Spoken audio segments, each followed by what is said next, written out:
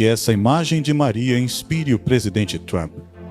Basicamente, a ideia é que se todos os cristãos se unirem para celebrar a Eucaristia, aí haverá unidade entre os cristãos. Isso provavelmente vai nos meter em encrenca, porque eu vou defender abertamente que as pessoas parem de participar disso. Estamos aqui no solo da Casa Branca declarando sua palavra. Plantar uma igreja em Washington é parte do plano de transformar os Estados Unidos em uma nação cristã? Sim, todas as sociedades são teocráticas. Infelizmente, a maioria dos cristãos vive sobre uma base de muitos erros bíblicos. A Bíblia usa a palavra abominação no Antigo e Novo Testamento, seja em grego ou hebraico, sempre que se refere à idolatria. É o primeiro e mais alto dever de todo ser racional aprender nas Escrituras o que é verdade. Na Igreja Católica, Cristo só é representado de duas maneiras. Em uma delas, ele está pregado na cruz. E tem essa mentalidade de que não se está vendo o que ele está fazendo desde então.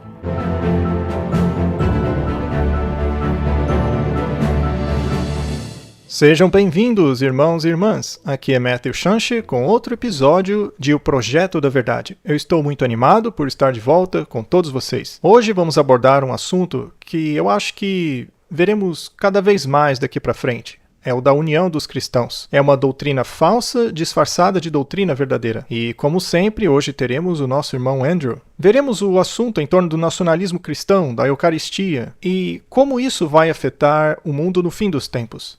Seja bem-vindo, irmão. É ótimo estar aqui. Muito bem. Conforme falamos sobre este assunto de nos unirmos, a Bíblia fala sobre uma unidade no fim dos tempos, não é? Hoje há duas versões de unidade chegando. Temos que ajudar as pessoas a distinguirem como fazer parte do grupo certo, porque todo mundo será envolvido em um esforço de unificação de uma forma ou de outra. A verdade é que a história está se repetindo. O curioso sobre a profecia é que parece que as pessoas, ao analisarem o tempo de cumprimento profético, nem sempre percebem que elas fazem parte do que está acontecendo. Nós veremos isso hoje exatamente como está descrito ali no livro de Apocalipse. É exatamente o que está acontecendo no mundo hoje. Quando falamos em aproximação, eu percebo que nosso pequeno ministério e outros também, que se concentram nos mesmos tipos de temas, também estão falando sobre essa questão do nacionalismo cristão, incluindo o Heritage and Hope. Os irmãos Alex e James acabaram de fazer um debate com os irmãos Walter Weiss e o Martin Smith, com um nacionalista cristão chamado Doug Wilson. Nós vamos falar sobre o Doug também hoje. De certa forma, ele representa essa mentalidade nacionalista cristã e encorajamos as pessoas a assistirem ao debate, porque elas vão perceber que na mentalidade do nacionalismo cristão, a maioria tem que vencer, porque os cristãos constituem a maioria na visão religiosa dos Estados Unidos, certo? Então, eles devem se tornar a visão protegida, majoritária da coisa. Ele quer tornar os Estados Unidos uma nação cristã, um mundo cristão. E naquela conversa, você percebe que pelo fato deles se sentirem em uma posição moral elevada, dizendo que estão exaltando a Bíblia, e nós falaremos um pouco sobre isso hoje, que esta é uma posição justificável para querer implementar essa visão de mundo religiosa. Mas quando olhamos para a profecia bíblica, nós vemos que existe uma visão de mundo religiosa aceita pelo mundo no final dos tempos, que é a chamada de a misteriosa Babilônia. E a verdade é que o movimento deles está ganhando muita força ultimamente. Eles estão, assim, na verdade, cumprindo a profecia bíblica. Isso mostra que o movimento deles é um movimento errado. Antes de começarmos, vamos precisar da orientação de Deus para desvendar tudo isto hoje. Irmão Andrew, você poderia orar para nós?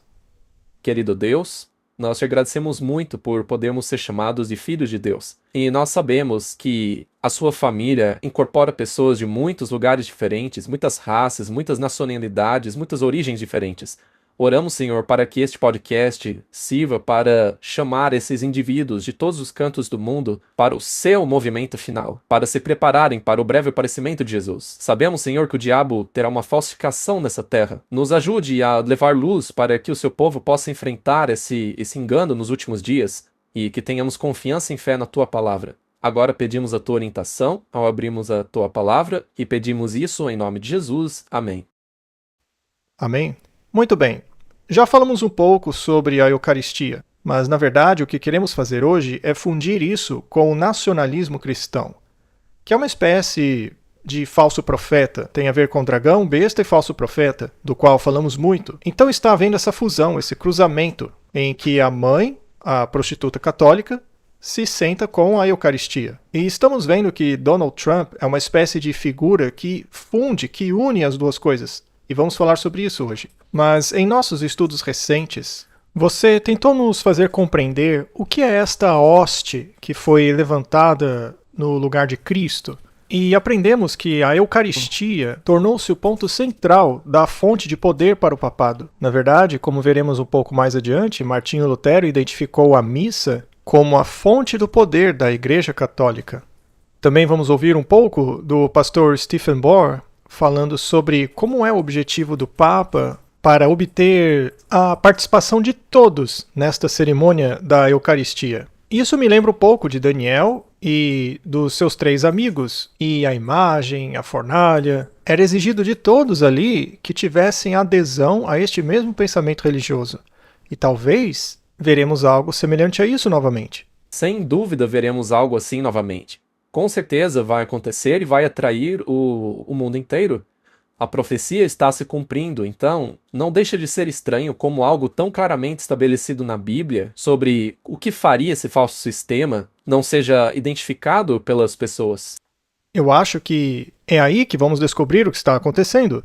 Hoje estamos vendo o nacionalismo cristão apontando nessa direção. E eu não acredito, naturalmente, que todos estejam percebendo isso. Então aqui no nosso canal estamos tentando descobrir a verdade. Nós vamos acompanhando e entendendo o que eles querem, ao invés de termos uma noção pré-concebida. Então, à medida que começamos a desenvolver as nossas responsabilidades e obrigações, em vez de apenas dividir o que eu acho que essas coisas vão fazer, há ótimos trechos aqui no livro Grande Conflito que eu acho que não importa qual seja o seu histórico, se você ler com o coração aberto, é difícil de discordar. Eu gostaria de ler agora. Diz assim: Deus nos deu a sua palavra para que possamos nos familiarizar com seus ensinamentos e saber por nós mesmos o que ele requer de nós.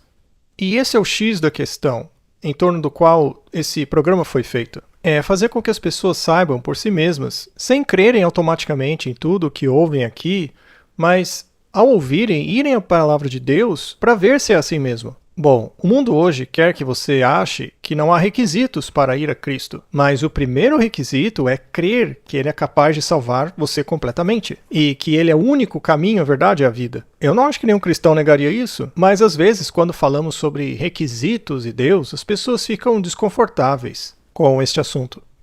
Sim, eu acho que é uma frase que eu queria mencionar que pode acabar virando um tema para um programa. E essa é a frase que temos ouvido muito agora. É a que diz que você só precisa ter um relacionamento com Jesus. É tudo o que você precisa para a salvação. Bom, é verdade que você precisa ter um relacionamento com Jesus. Mas a questão é, o que é um relacionamento com Jesus? E com quem nós estamos tendo esse relacionamento? Uma vez que muitos acreditam que é com Jesus, mas seguem coisas que não estão na Bíblia. Neste caso, é uma falsificação. A diferença entre o verdadeiro relacionamento e o falso é com quem você está tendo um relacionamento. Alguns programas atrás, mostramos as citações do ocultismo que diz que o seu objetivo maior, a missão dele nos últimos 100 anos era fazer todas as igrejas protestantes doutrinariamente deficientes, de forma que não saberiam a quem estavam seguindo, não conheceriam suas Bíblias. E esse é o problema que estamos enfrentando hoje, principalmente com relação ao nacionalismo cristão. Nós temos que saber por nós mesmos o que diz a palavra. Deus nos deu intelecto e habilidade para que possamos discernir o que é certo e o que não é de acordo com a sua palavra. Quando aquele homem foi a Jesus dizendo: "O que devo fazer para herdar a vida eterna?", Jesus apontou a ele as Escrituras, dizendo: "O que está escrito na lei? Como você a lê? A ignorância não desculpará jovens ou idosos, nem os livrará da punição devida pela transgressão da lei de Deus, porque há em suas mãos uma apresentação fiel dessa lei, e de seus princípios e suas reivindicações." Então, não há desculpas, temos essa obrigação. Poucas pessoas no mundo hoje podem dizer que não possuem acesso algum à Bíblia. E isso é totalmente verdade. Desde o início de 1800, quando as sociedades bíblicas estavam se formando na Inglaterra e nos Estados Unidos, a Bíblia foi ao mundo de uma forma que jamais vimos desde o início e durante os tempos apostólicos. Quando as pessoas transmitiam a palavra de forma oral, as pessoas nunca tiveram um acesso tão fácil à Bíblia como hoje. Temos muitas Bíblias por aí, mas o problema é que não sabemos o que elas dizem. Agora veja que interessante o que ela aborda no próximo parágrafo aqui. Não basta ter boas intenções. E veja, isso não é algo fácil de dizer às pessoas. O mundo está cheio de pessoas com boas intenções, mas isso não basta. Não basta que um homem faça aquilo que pensa ser certo, ou o que um pastor diz ser certo. E eu digo que esta é a grande questão com a qual a maioria dos cristãos está lidando hoje em dia. Infelizmente, a maioria dos cristãos vivem sob um fundamento de muitos erros bíblicos. Isso porque eles não querem ler a Bíblia com os próprios olhos. O segundo problema é que quando eles leem a Bíblia, eles a leem para entender do jeito que lhe disseram para entender. Eles constroem sua doutrina baseando-se numa base ruim, onde a maioria dos ministros que dão essas informações a eles sequer entendem do que está falando as Escrituras. E as coisas que não são apresentadas corretamente são apresentadas de uma forma que agrada o coração. Esta é outra razão pela qual às vezes é tão difícil abandonar a falsa doutrina e os falsos ensinamentos, porque esses falsos ensinos apresentam um futuro mais agradável, mais adequado aos nossos desejos do coração, ao invés de nos afastar do pecado. Uma ótima maneira de saber se sua igreja está pregando a verdade ou não é nesta categoria aí. A lei foi pregada na cruz, sim ou não? Se a sua igreja ensina que não apenas as leis de Moisés foram pregadas na cruz, mas também os mandamentos de Deus, isto é um grande problema. Foram apenas as cerimônias, os tipos, os rituais que foram pregados, mas o mandamento de Deus, dado no Éden na criação, não foi pregado. E se eles ensinam isso, então você não está seguindo a palavra neste momento, você está seguindo doutrinas de homens. Você acha que essa é uma boa linha divisória que podemos utilizar? Com toda certeza, Cristo diz em João que seremos julgados de acordo com a palavra que foi falada. Então, se achamos que a palavra foi pregada na cruz, o que é que será julgado? Nesse caso, nem deveriam ser julgados, porque nesse caso já acabou. Exatamente. E aí você cria um monte de outros problemas, como vamos tentar falar aqui com o tempo. Mas vamos continuar. A salvação de sua alma está em jogo.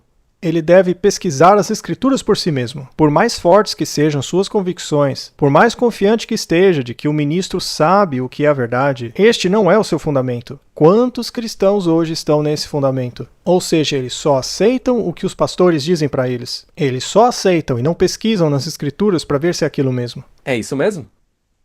É o primeiro e mais elevado dever de todo ser racional aprender nas Escrituras o que é a verdade. E é isso que temos tentado fazer aqui. Qual é a verdade em meio a todas essas informações? E é o maior e primeiro dever de cada pessoa estudar por si mesma a Bíblia. Na verdade, essa é a nossa missão. Essa é a missão desse canal. Essas coisas que estamos lendo têm o nosso total endosso. É o primeiro e mais elevado dever de todo ser racional aprender nas Escrituras o que é a verdade. Então, é aprender o que é a verdade e, depois, além disso, andar na luz e encorajar outros a seguirem seu exemplo. Devemos estudar a Bíblia diligentemente, dia após dia, ponderando cada pensamento e comparando Escritura com Escritura. Com a ajuda divina, devemos formar nossas próprias opiniões, assim como devemos responder por nós mesmos diante de Deus. A questão é que ninguém mais vai te ajudar nesse julgamento a não ser o próprio Jesus. Mas a única maneira de fazer com que Jesus intervenha por você nesse juízo, porque a Bíblia diz que todo mundo vai comparecer nesse tribunal, queremos que Jesus seja nosso advogado ali. Nós não queremos ficar sozinhos nos defendendo. A única maneira de fazer isso é tendo um relacionamento com a palavra. Isso mesmo. É uma boa pergunta se fazer Deus está me dizendo quem Ele é? Ou eu estou dizendo a Deus quem Ele é? Essa é uma pergunta excelente. Mas se não for perguntado no ambiente correto, pode afastar as pessoas. Não é uma questão de outros fazerem essa pergunta para você. Você mesmo tem que se fazer essas perguntas.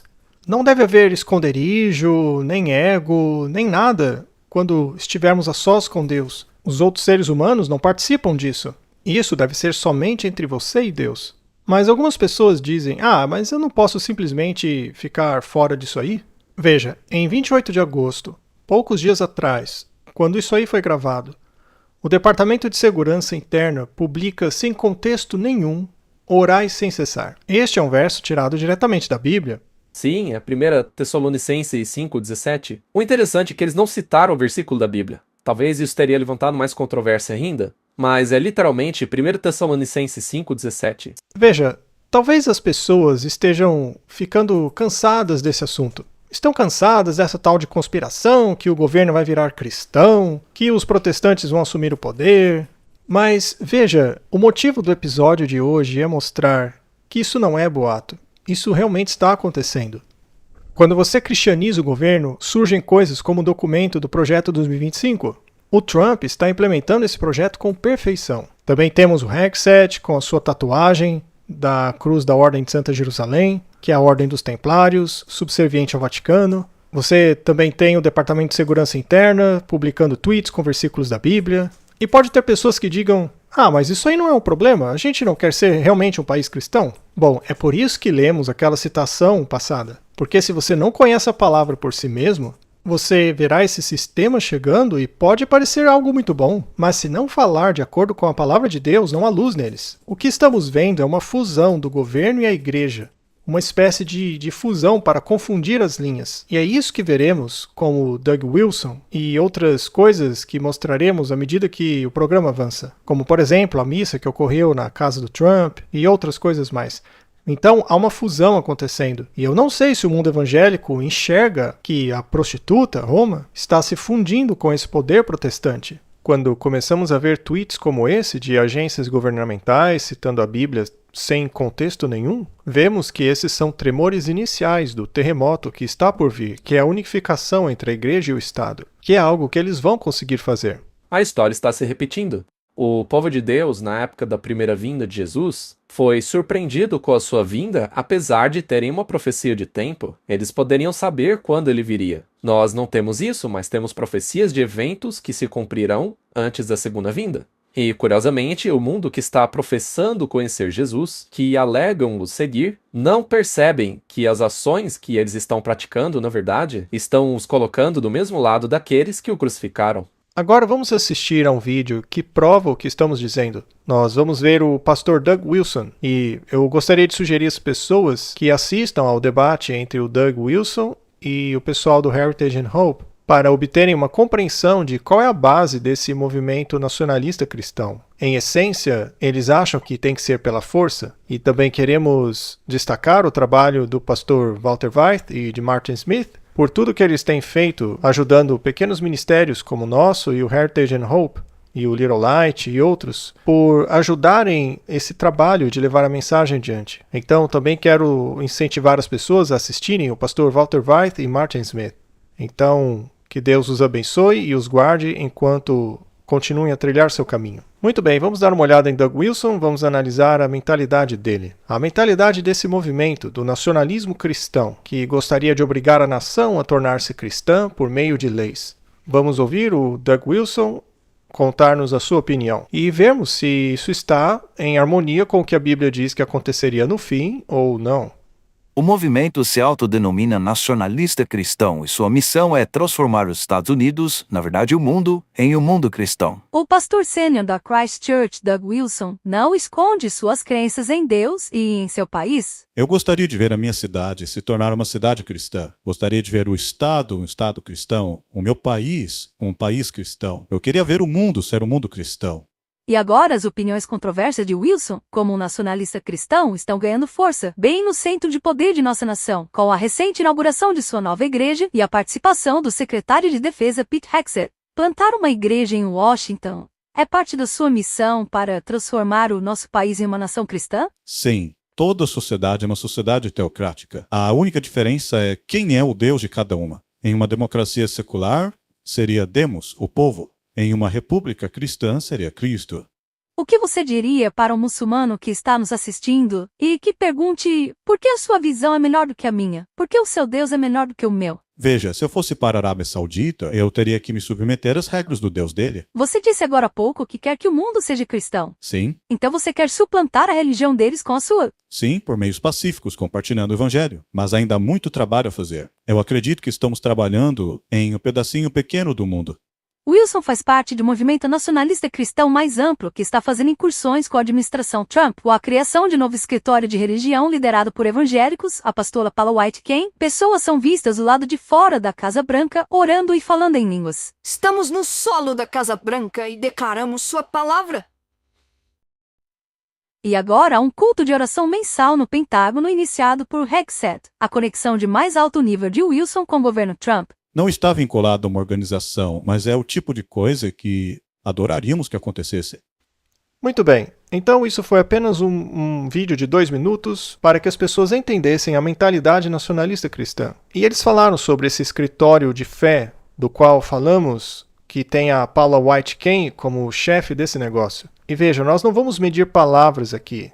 O cristianismo de Paula White é a versão demoníaca do cristianismo, dizendo que onde ela pisa torna-se solo sagrado, e que agora a Casa Branca é o solo sagrado porque ela está lá. Essa é uma mentalidade muito pentecostal evangélica que está permeando todos os corredores da Casa Branca. Até mesmo na Suprema Corte, no Congresso e na Câmara. Eles agora estão cheios desse tipo de nacionalismo cristão, essa ideologia sionista que abordamos detalhadamente, e o objetivo é cristianizar o mundo inteiro. O governo agora tem essa visão de que eles precisam proteger essa ideologia específica. Bom, como cristãos, você pensaria que a gente apoiaria isso, mas não é a favor disso que a Bíblia nos diz para lutarmos. Não, de jeito nenhum. Na verdade, quando eu estava assistindo esse vídeo, eu meditei no que ele disse. Foi uma declaração nada convencional de se fazer. Ela meio que chama sua atenção. Ele diz que todo o governo da Terra é uma teocracia. E ele menciona que é assim porque, se não é Deus, na verdade, é Demon, que é o homem. E isso é interessante, porque é exatamente o Rei do Norte e a ideologia do Rei do Sul sendo colocada em prática. Você tem o humanismo secular como Rei do Sul, e agora o Rei do Norte está em ascensão. E não há nada que o impeça em sua jornada final, como vemos no final do capítulo 11 de Daniel. Então o que está acontecendo agora é que o nacionalismo cristão eventualmente se tornará a síntese de tudo, que é o globalismo cristão. Sim, e quando realmente olhamos para os versículos da Bíblia, que descrevem em grande detalhe o que acontece no fim dos tempos, isso me faz pensar, será que o Doug Wilson e os outros nacionalistas cristãos estão realmente considerando qual será o último estado do mundo? Tipo, se eles forem bem-sucedidos e o mundo inteiro for convertido, será que isso bate com a descrição da Bíblia? É assim que a Bíblia diz que o mundo estaria no fim? Será que todo mundo estaria uma maravilha? Vamos ver uns versos aqui. Apocalipse 18:3. Pois todas as nações beberam do vinho da ira da fornicação. Que vinho é esse que está deixando todos bêbados? As mentiras de Satanás. São falsas doutrinas. Todas essas mentiras que agora compõem a sua igreja, e todos os reis da terra que se prostituíram com ela. Então, é um mundo único, todas as nações embriagadas com falsas doutrinas. Apocalipse 16:14. E essas falsas doutrinas vão aos reis da terra e do mundo inteiro. E mais uma vez, o mundo inteiro está envolvido, como Doug Wilson estava dizendo. E esses têm o mesmo intento, entregarão seu poder e autoridade à besta. Isso daí é no fim dos tempos. Eu não acho que ninguém diria que isso aí já passou. E temos aqui Apocalipse 13:3, e todo mundo se maravilhou após a besta. Então, mais uma vez, se o Doug conseguir o que ele quer, o mundo inteiro se converter, isso, na verdade, estará em harmonia com o que a Bíblia diz. Porque, de fato, a Bíblia diz que haverá uma conversão do mundo inteiro em cima de algo. Veja, foi-lhe dado poder sobre toda tribo e línguas, nações e todos os que habitam sobre a terra o adorarão. E ele exerce todo o poder da primeira besta diante dele. Eu perguntaria ao pastor Doug que poder é esse, no final do tempo, que todo mundo agora está adorando. Se você está trabalhando para montar igrejas em Washington, e você sabe que está tentando converter o mundo inteiro, como você concilia isso com o estado que a Bíblia diz que o mundo estaria no fim dos tempos? No vídeo que você mencionou, que o Heritage and Hope fez em conjunto com o Clash of Minds, com o Walter e o Martin, e mais uma vez, é um ótimo programa para vocês assistirem, houve um ponto muito importante lá que o Walter levantou. Ele desafiou o pastor Doug Wilson dizendo que isso é uma falsa compreensão do milênio, porque é exatamente o que é.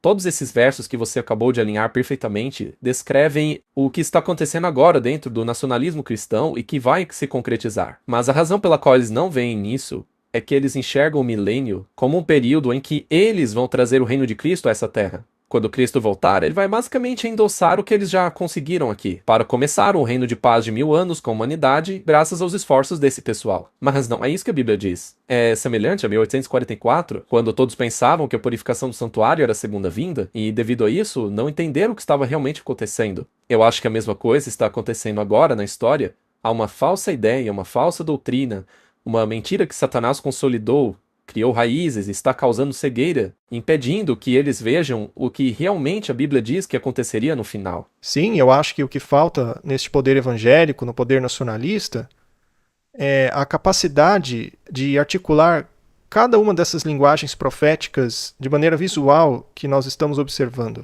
Porque se isso de fato acabar no milênio, e digamos que essa é a justificação deles, converter o mundo inteiro, né? Mas aí, quando que essa falsa unificação vai acontecer? Sob que bandeira isso acontece? Porque seria um sistema mundial religioso não cristão? Porque à medida que avançamos, vemos isso repetidamente. A Bíblia indica que haveria um sistema de aparência cristã falsa que seria o verdadeiro inimigo. Veja o que diz Apocalipse 12:17. Nós sabemos que o dragão é Satanás. E ele ainda assim pode ser relacionado ao romanismo pagão, que depois se transformou em Roma cristã papal, que vemos hoje, né? Então este poder, esse falso poder, lutaria contra a descendência da mulher, faria guerra contra ela. E a palavra remanescente já implica que será um pequeno grupo de pessoas. Mas algumas pessoas disseram nos comentários que remanescente não significa pequeno, mas não é isso. Significa que, assim como no tempo de Elias, quando a maioria dos profetas eram profetas de Baal, ele achou que era o único fiel a Deus. Mas não é, Deus disse a ele que ainda havia os 7.000. Agora, o que eram esses 7.000 em comparação a todo o povo apostatado da época, certo? Era um número pequeno. Era um número pequeno, e se formos a Apocalipse 16, na descrição das pragas, há um pequeno interlúdio ali, onde você tem os espíritos malignos aparecendo como rãs, saindo da boca da besta, do dragão, do falso profeta. E isso é para o mundo inteiro. Então, se a sua intenção é transformar o mundo inteiro em cristão nessa terra, durante esse suposto milênio, você está, na verdade, liderando este movimento descrito em Apocalipse 16. É um movimento demoníaco. De fato ele é, e é por isso que ele diz que o estado desse sistema, no final, seria cheio de demônios. Eu gostaria de acrescentar algo no qual estava pensando quando vocês falaram justamente sobre esse poder do fim dos tempos. Em 2 Timóteo, o apóstolo Paulo está falando para Timóteo que nos últimos dias haveria esse poder que tem uma forma de piedade, mas que nega o seu poder. Então, até mesmo o próprio Paulo, como você sabe, ou João, ou Cristo, com essas palavras, está dizendo que no fim dos tempos deveríamos prestar atenção neste falso sistema que parece bom, mas que não tem o poder de Deus. Eu realmente gosto do que Paulo diz depois, ele diz, afastem-se deles. Deveríamos sair desse sistema e não adotá-lo. Sim, e precisamos avaliá-lo com relação à norma que temos, que é a palavra de Deus, certo? Então essa ideia de que há um pequeno grupo que resta, que é o remanescente, esse grupo é identificado com duas características descritas aqui no verso. Uma delas são os mandamentos de Deus, e já dissemos aqui, se a sua igreja diz que esses mandamentos não são mais válidos, então você está no lugar errado. Já a segunda coisa é o espírito de profecia. Se a sua igreja não consegue explicar alguns dos muitos elementos proféticos abordados aqui, isso também a desqualifica. Eu ainda diria que se essa igreja leva as pessoas até a cruz, mas não as leva até o trabalho de expiação que Jesus está fazendo no santuário agora, então não é um trabalho completo. Afinal, até a igreja católica te leva até a cruz, não é? Mas eles nunca levam para a obra de expiação do santuário celestial. Esta é uma das principais características do remanescente. E no lado oposto a esse pequeno grupo que guarda os mandamentos, está um grupo que odeia os mandamentos, que vão matar os que querem guardá-los. E eles são identificados com uma marca. Mateus 10:22 reitera isso. Jesus disse que seríamos odiados por causa do nome dele. Então, essa ideia do nacionalismo cristão, de impor e legislar a moralidade cristã, e fazer isso por amor a Deus, na verdade é uma ideia contraditória. Afinal, que justiça é essa que leva à perseguição de outros, ainda mais daqueles que estão guardando os mandamentos de Deus? Há algo claramente errado aí. Só isso já nos deveria fazer enxergar que se trata de um movimento falso, ainda que pareça religioso. Veja só o que diz aqui. Este sistema final não é um no qual todos estarão de mãos dadas, a menos que você esteja falando do milênio, mas esse falso sistema tem que vir primeiro. E Apocalipse 13:15 diz, qualquer um que não adorar essa imagem será morto.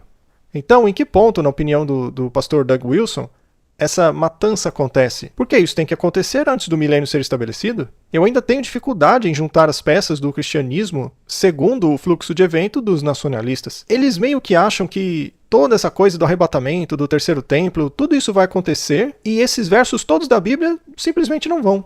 Eles não se importam com esses versos, eles os ignoram. Isso porque não se encaixa na ideia deles. Sim, e só para voltar no ponto que o Kenneth levantou, lendo Timóteo, lá não diz apenas que eles teriam uma forma de piedade, mas que eles negam o poder. Eles negam o poder.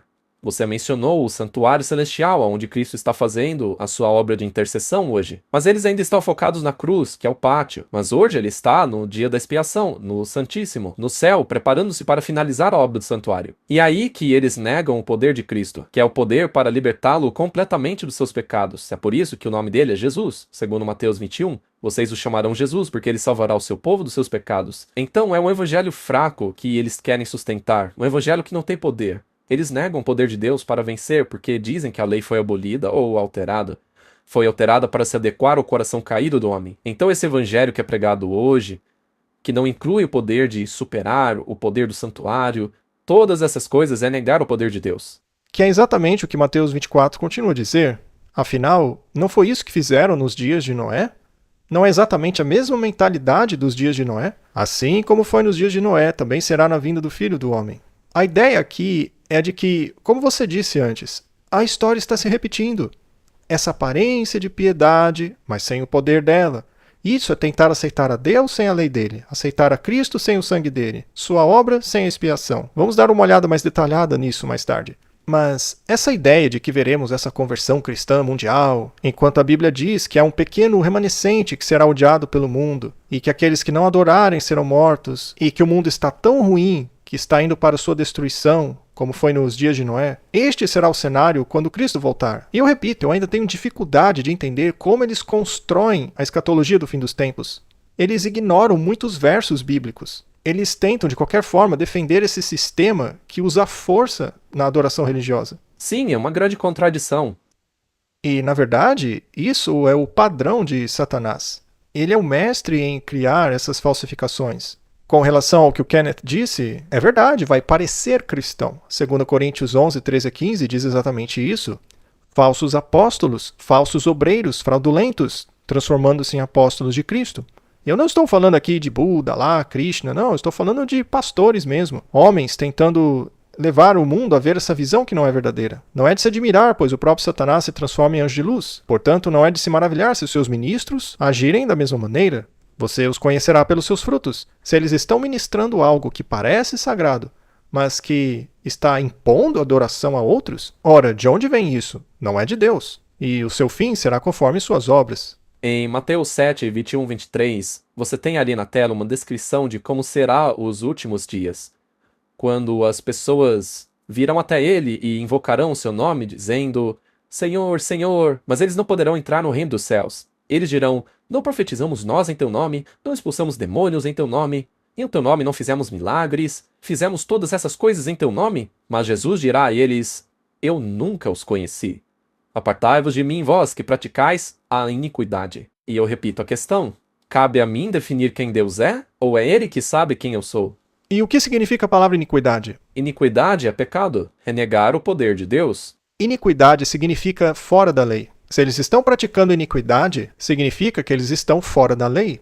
Eu queria que as pessoas realmente entendessem isso, porque os nacionalistas e evangélicos, eles gostam de ficar apenas no Novo Testamento. Então veja aqui as próprias palavras de Jesus. Ele mesmo está dizendo quem é o poder do fim dos tempos. Veja, em teu nome fizemos tudo isso. Esse sistema falso do fim do mundo vai usar o nome de Jesus. Vão usar o sangue de Jesus. Então, amigos, Deus está dizendo a vocês: cuidado com este poder que alega ser cristão, que exibe uma forma de justiça, mas que rechaça a lei de Deus, que são foras da lei, porque eles são foras da lei em nome de Jesus. Eu realmente espero que as pessoas comecem a entender o que Deus está nos mostrando aqui. Ele está nos dizendo que no meio desta batalha entre o Rei do Norte e o Rei do Sul, entre esta visão de mundo religiosa e a visão do mundo secular, entre o mundo anti-Deus e o mundo que parece querer Deus, parece que algo de bom vai sair daí, mas não é verdade. Vai parecer que é bom, mas não é. E para as pessoas que estão nesse movimento, lembrem-se, nós falamos muito nesse canal sobre os milagres que estão chegando. Milagres vão unir o mundo. Todas essas pessoas estão se perguntando como isso vai acontecer. Ora, os milagres vão fazer isso. Veja o que diz o texto. Expulsamos demônios, fizemos milagres. É isso daí. Pessoas que fizeram milagres em nome de Jesus. Mas que Jesus dirá a elas: nunca os conheci, porque vocês rejeitaram minha lei, e o centro da lei de Deus é o sábado, o quarto mandamento. Eu gostaria de trazer um slide aqui. É João 16, versículos 2 e 3. Lá é dito que eles vos expulsarão das sinagogas, e chegará o tempo em que aqueles que os matarem acharão estarem prestando serviço a Deus. Eles farão essas coisas porque não conheceram o Pai e não conheceram Jesus. Então, mais uma vez, afastem-se deles, porque praticam a iniquidade, eles não têm a lei, eles não têm um relacionamento verdadeiro com Cristo. Ainda assim usarão o nome dele. Farão milagres dizendo que vem de Jesus. Eles serão os que promulgarão o sistema da marca da besta e perseguirão pessoas, as impedirão de comprar e vender, e eventualmente as condenarão à morte. Eu percebi que a nossa sessão de comentários está ficando cada vez maior. Eles estão falando sobre doutrina adventista, que nós somos muito tacanhos e tudo mais. Veja, eu realmente estou orando para que no final as pessoas enxerguem o quanto estamos arriscando os nossos pescoços para declarar publicamente o quão perigoso é este movimento. Nós estamos plantando sementes aqui, não estamos tentando condenar pessoas. Pelo contrário, queremos ajudar todos. A mensagem do terceiro anjo é chamar as pessoas para fora de Babilônia, é avisá-las sobre essa marca, esta imagem. E temos que dizer claramente o que vai acontecer na América.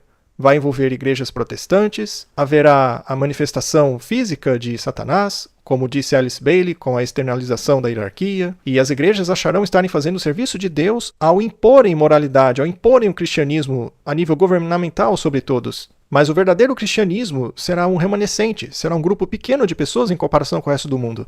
Este pequeno grupo, o remanescente, não baseia seus méritos em suas obras, como já mostramos nos versículos. Eu quero mostrar ainda mais. Quero mostrar qual será o fundamento deles, em que eles se apegarão. Não são em suas obras, não são em milagres, mas sim na palavra de Deus. Este é o firmamento deles. Confira só. À medida que a tempestade se aproxima, uma grande classe que professou fé na mensagem do terceiro anjo, mas não foi santificada pela obediência à verdade. Então veja só, tem uma diferença entre entender a verdade e praticar essa verdade. Eles conheceram a verdade, mas abandonaram a sua posição e se uniram às fileiras do inimigo. Unindo-se ao mundo e participando de seu espírito, passaram a ver as coisas quase sob a mesma luz. E, quando a prova é imposta, eles estão preparados para escolher o lado fácil e popular. Eu destaquei isso porque eu quero que isso fique gravado na mente das pessoas.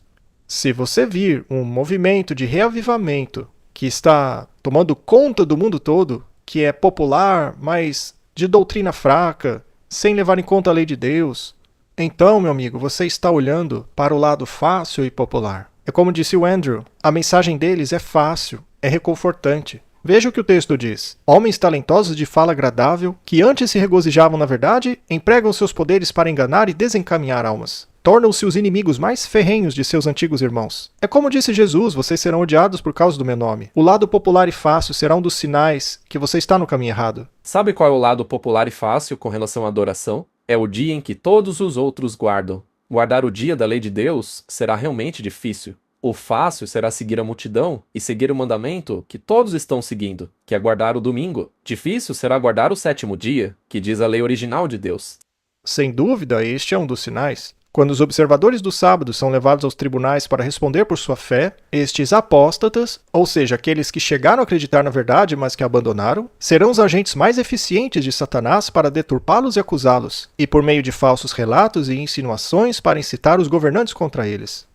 Veja, talvez hoje você seja um guardador do sábado e esteja pensando, quando tudo isso acontecer, eu vou dar o meu jeitinho para me sentir confortável, vou me apegar a essa mensagem do amor de Jesus. E veja, nós aqui defendemos o amor de Jesus em toda a sua extensão. Não estamos tentando reduzir isso de forma alguma, só estamos dizendo que isto será usado como argumento para diluir a mensagem clara de quais são nossas responsabilidades. E vemos que muitos serão levados, e aqueles que ficarem, estes irão, basicamente, ser sujeitados ao ridículo, à perseguição, e as pessoas que costumavam ser amigas delas serão as suas piores inimigas.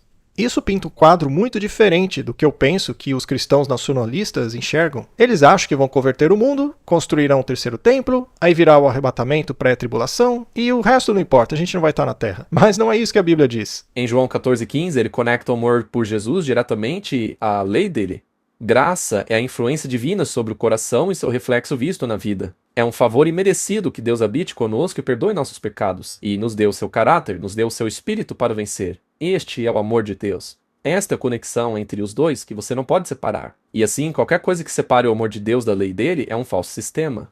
E não devemos ter medo da norma de Deus, porque Deus providenciou a provisão em Cristo para que possamos encontrá-los nessa norma por meio de seu Filho, pela fé em sua palavra. E então, deixando a santificação, por meio do Espírito Santo, trabalhar em nós. E quando dizemos trabalhe em você, não é como um interruptor de luz, tá? Que de repente você tem a habilidade de fazer coisas que não era capaz de fazer antes. Ou deixar de fazer aquilo que você não conseguia deixar antes. Este processo é aprender a se entregar. Você aprende a abandonar essas fraquezas e a usar os seus talentos para honrar a Deus ao invés de desonrá-lo.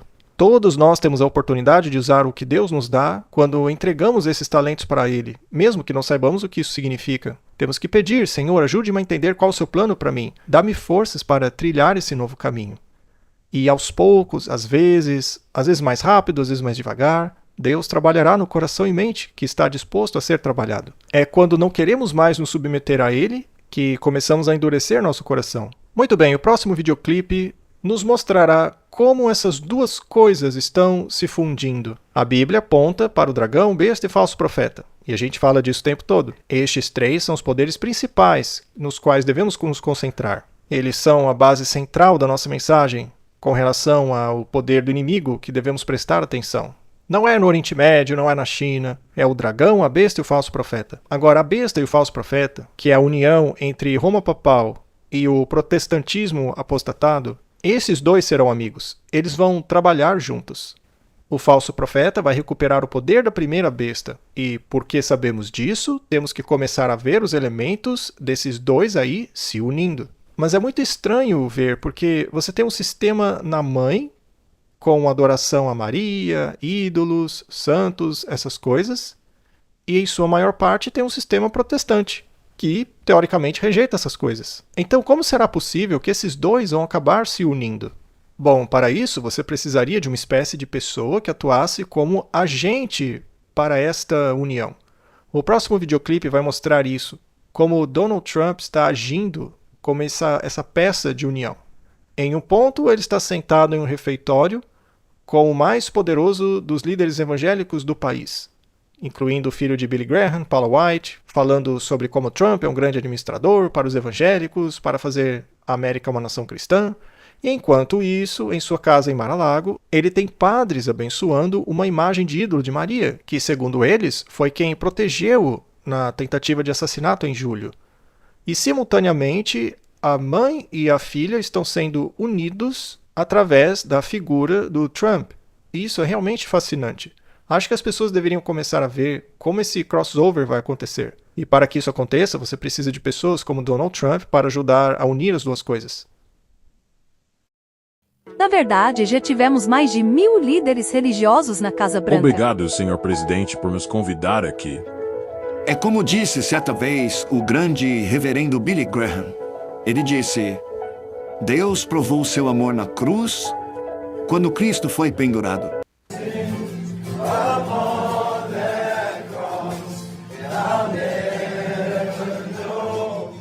Já era hora de nós termos um papa que potencialmente poderia ter votado no atual presidente. Sim, ele votou como republicano nas eleições de 2024. Ele votou no presidente Trump. Então, isso foi um bom presságio para um possível relacionamento de trabalho com o presidente. Água benta. Da Nossa Senhora de Fátima, por tantos motivos. E por quê? Acreditamos que ela teve um papel na salvação dele naquele dia de julho, entre outras coisas. Então, como sacerdotes, eu peço que vocês se unam ao bispo nesta oração sobre a estátua enquanto a entregamos ao presidente Trump, para que sirva como guardião dele em sua nova administração.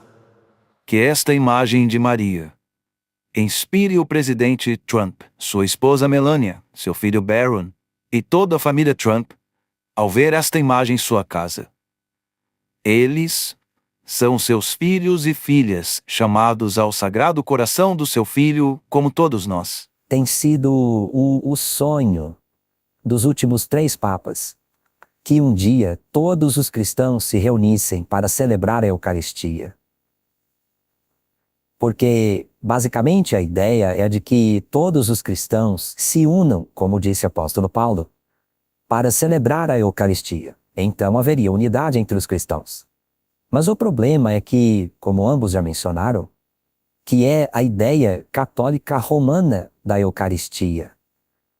Eucaristia é quando as pessoas vão para o que chamamos de ceia do Senhor. E, basicamente, os católicos acreditam que estão realmente participando da carne literal de Cristo quando comem aquela hóstia. Que, aliás, nem é pão. Aquilo lá simplesmente derrete na boca. Isso porque não devemos mastigar a carne de Cristo. A ideia é essa. E o vinho que o padre bebe, que nem chega a ser dado aos membros comuns, supostamente aquilo foi transformado no sangue literal de Cristo. A isso se chama transubstanciação. E sabemos que isso não é bíblico de forma alguma. É uma visão mágica do pão e do vinho.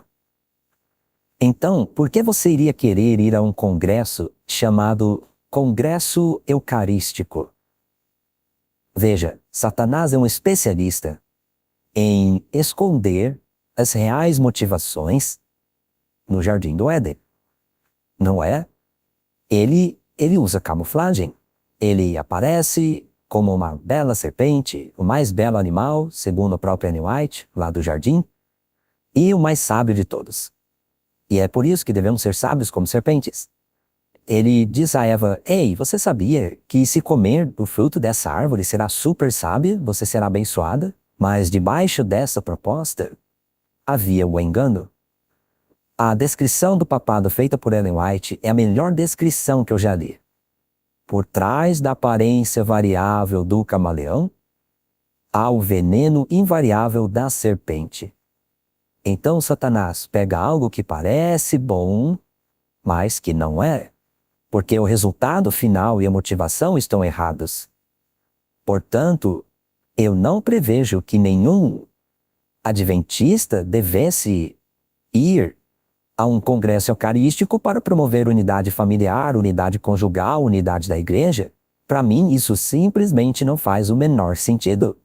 Porque nós sabemos que este sistema é o anticristo da Bíblia. E eu sei que isso não é algo popular de se dizer em um programa como esse, que vai para o mundo inteiro em diferentes tipos de pessoas. Mas eu encorajo todos a fazerem sua pesquisa. Pesquise a história, pesquise a sua Bíblia com oração, pedindo a orientação do Espírito Santo, e você verá que é muito perigoso colocar-se em um ambiente como este. Muito bem, eu acho que o pastor Bohr está certíssimo em chamar o papado pelo que ele realmente é, e também por dizer o que a Eucaristia realmente é, que é a mais pagã de todas as cerimônias que você poderia ter. É literalmente canibalismo. É o sacrifício, segundo eles, literal de Cristo, diariamente. A cada hora tem uma missa acontecendo em algum lugar do mundo. É o Salvador sendo sacrificado a cada momento no mundo. Isso não é bíblico. Eu achei que a explicação de Stephen Bohr, a de que Satanás é o mestre em disfarçar a verdadeira motivação e o que realmente vai acontecer a partir disso, muito boa. É isso mesmo que está acontecendo no momento. Todo mundo acha que essa é uma ótima ideia para unir o cristianismo no mundo inteiro, para que assim haja paz. Mas na verdade vai trazer a maior destruição que essa terra já viu. Um tempo de angústia como nunca houve. Então, eu acho bem interessante. Mas outra coisa era a música de louvor que estava sendo cantada. Depois houve uma citação do Trump, que ele estava falando, e aí foi para a música, né? Eles estavam cantando aquela música focada na cruz, Cristo na cruz. E eu me lembrei que, na Igreja Católica, Cristo geralmente é apresentado apenas de duas maneiras. Uma é pendurado na cruz e a outra como um bebê. Mas, de modo geral, é sempre ali na cruz. É cruz, cruz, cruz, cruz, crucificação, crucificação, crucificação. E aí você tem aquela música evangélica que foca da mesma forma. Em certo sentido, está muito alinhada com a representação católica de Cristo, sempre pendurado na cruz, sempre crucificado. Mas o que ele está fazendo depois da cruz, eles não tocam neste assunto de maneira nenhuma. No lugar disso, eles exibem esses rituais na terra, essas cerimônias com a sua hóstia idólatra, que é levantada no lugar de Cristo. Tudo isso para desviar a atenção do que Cristo está fazendo hoje lá no céu. Neste sentido, a teologia evangélica está alinhada com a teologia católica. E você não ficou arrepiado ao ver aqueles homens curvarem-se diante de Maria, que na verdade não é Maria, é Semiramis, passada de geração em geração na Babilônia? Eles fizeram desserviço ao nome de Maria, a verdadeira Maria. Mas a verdade é que ela não é mais exaltada do que qualquer outra pessoa mortal, e há muitas maneiras de se provar isso na Bíblia. Mas, vez após vez, eles disseram: vamos orar por essa imagem para que ela proteja o Trump, assim como Maria o protegeu em sua tentativa de assassinato. É tanta blasfêmia acontecendo naquela cena que eu, sinceramente, a única justificativa para que os católicos consigam assistir aquela cena sem ficarem doentes com aquilo é pelo fato deles não conhecerem o que a Bíblia diz. É a única maneira. Porque quando olhamos para o catecismo, começa a fazer sentido, porque eles mudaram completamente os mandamentos. Se você é católico, lembre-se do que dissemos no início do programa. Estude a Bíblia por si mesmo. e descubra por si mesmo que a Bíblia foi alterada. O que acabamos de assistir só está sendo aceito como normal hoje porque eles mudaram os mandamentos de Deus. Eles apagaram o segundo mandamento. Se você olhar aqui na tela, você vê que o segundo mandamento foi apagado, o que proíbe a feitura de ídolos. E eles fizeram isso porque a Igreja Católica achou que tinha o poder e autoridade para fazê-lo. Além disso, eles também modificaram o dia de adoração. Eles moveram o dia de sábado para o terceiro mandamento e mudaram também o dia para o domingo, o primeiro dia da semana. E como apagaram o segundo mandamento, para continuar com 10, eles dividiram o 10º mandamento. Eles dividiram o 10º em 2. Então ficou: não cobice a mulher do seu próximo, e o outro mandamento: não cobice os bens do teu próximo. E a maioria dos católicos não tem ideia disso. Por isso, encorajamos que eles estudem a Bíblia por si mesmos. Isso os faria enxergar que aquilo era um ídolo, e as palavras que aquele anfitrião disse são claramente blasfemas. Eu posso dizer a você, tendo estudado com vários católicos ao longo dos anos, que eles basicamente, quando são deparados com estas verdades, como por exemplo o do quarto animal de Daniel, que é Roma, os papas colocando-se no lugar de Deus, afirmando perdoar pecados, na maioria das vezes os católicos me dizem: sabe de uma coisa, eu sempre achei isso um pouco estranho. Ou, quando eu era criança eu achava estranho mesmo isso ou aquilo. Eu não entendi aquilo que a gente tinha que fazer no domingo, na missa. No fundo, eles todos me dizem que sempre sentiram que algo estava errado. Aí quando finalmente estudaram a Bíblia, a maioria deles diz que ficaram aliviados porque agora faz sentido. Então a grande maioria deles, de fato, não entende o que está acontecendo. Eles simplesmente seguiram isso no automático, dependendo de outras pessoas para lhes dizer o que fazer. E eles não são incentivados a lerem a Bíblia, mas sim a praticarem as tradições, as opiniões dos homens, né? Sim, e isso tem muito peso para eles. Veja, não estamos condenando pessoas. Na verdade, queremos ajudá-las. Na verdade, acho que grande parte dos convertidos à Igreja Adventista do Sétimo Dia vem do catolicismo, porque existe uma delimitação bíblica tão evidente, a diferença é tão clara entre o catecismo e o adventismo, que ao estudarem a Bíblia, fica claro para eles o caminho que devem seguir. Já mostramos aqui em outros programas que até a Igreja Católica admite que os adventistas do sétimo dia não são como as outras igrejas. A gente já mostrou muita coisa aqui. Provavelmente mostraremos de novo, né? Porque as pessoas precisam ouvir essas coisas de novo. Precisam entender que há uma diferença enorme entre as duas coisas. E a mãe prostituta sabe que as suas filhas estão submissas a ela sob duas doutrinas, a da imortalidade da alma e a da santidade do domingo. Irmão Andrew, por que você não fala um pouco mais sobre essas duas coisas e nos mostre a consequência quando começamos a mudá-las? Com toda certeza, vamos lá. Olhando para as duas tábuas aí na tela, podemos ver que houve uma mudança em relação ao que foi dado biblicamente e o que foi alterado pela tradição. E há uma profecia em Daniel 7:25 que diz o seguinte: diz que o pequeno chifre, que é o poder romano, dirá grandes palavras contra o Altíssimo, perseguiria os santos do Altíssimo e tentaria mudar os tempos e a lei. E seriam entregues em suas mãos até um tempo, tempos e metade de um tempo. E ali no fim do versículo diz que esse período de tempo duraria 3 anos e meio, o que equivale a 1260 anos, que é o período da Idade Média. A perseguição que durou de 538 a 1798. Mas no meio disso podemos ver que está sublinhada em negrito, dizendo que tentaria mudar os tempos e a lei. Então esse poder que surgiria iria mexer com a lei de Deus. E também diz tempos. Bom, quais leis têm a ver com tempo?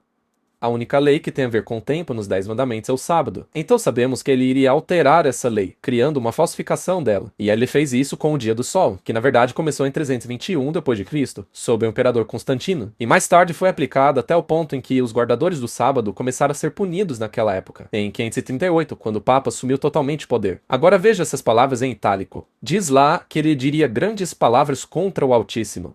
E eu estou usando a concordância Strong aqui. Grandes palavras é o código 4406 na concordância do Strong. E essa palavra, na verdade, é utilizada para mandamentos. Então diz que o poder do chifre pequeno diria mandamentos. Ele mudaria os mandamentos de Deus. Então não se refere apenas a leis genéricas, mas sim o contexto dos mandamentos. Agora eu quero falar um pouco sobre o segundo mandamento, porque este mandamento foi apagado do Decálogo. Mas antes disso, qual é o mandamento mais longo de todos os 10? Qual tem mais palavras? Qual é o maior?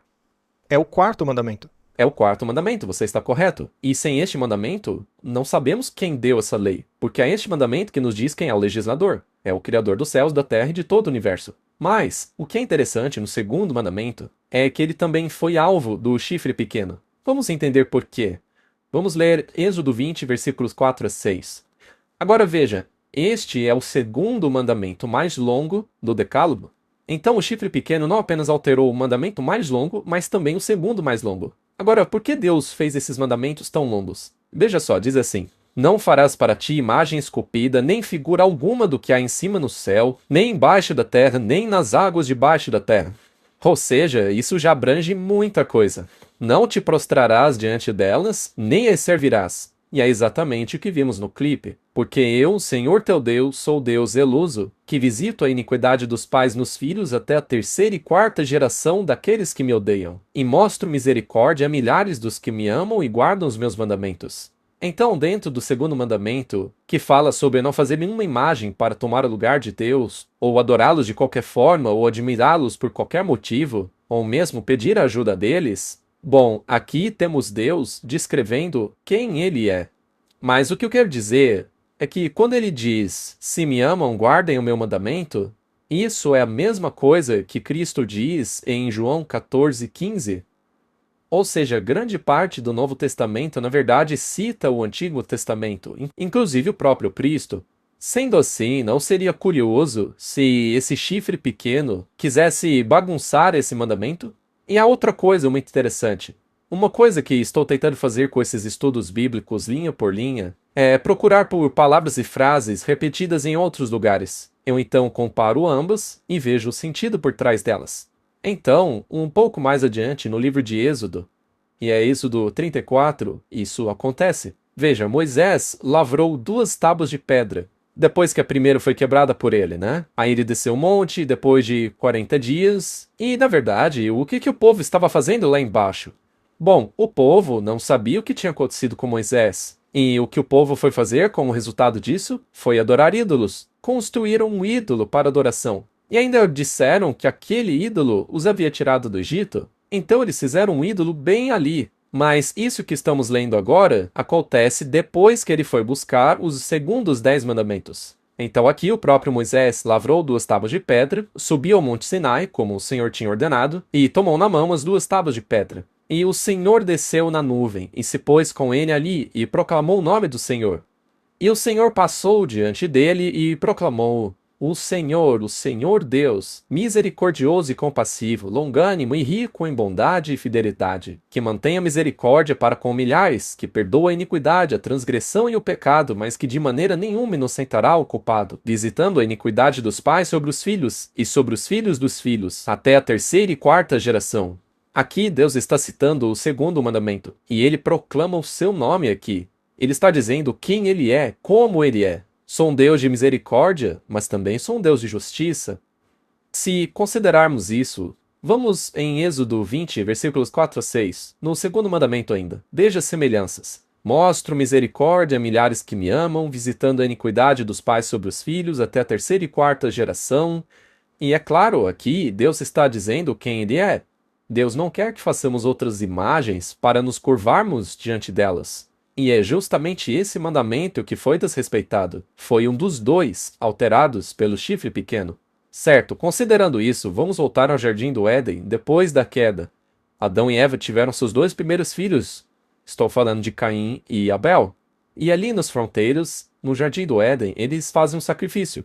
Abel vem trazendo o que Deus pediu, mas Caim veio trazendo o que ele bem quis. Ele basicamente fez o seu próprio sacrifício. Ele substituiu o que Deus especificamente deu a ele, no que diz respeito à adoração e salvação. Ele basicamente criou sua própria versão do que deveria ser feito. Ou seja, aquele é o início da idolatria. Ele criou um sistema substitutivo de adoração a Deus. Em certo sentido, ele não estava adorando o mesmo Deus que seu irmão, ele estava criando o seu próprio Deus. Então, este foi o primeiro ato de idolatria.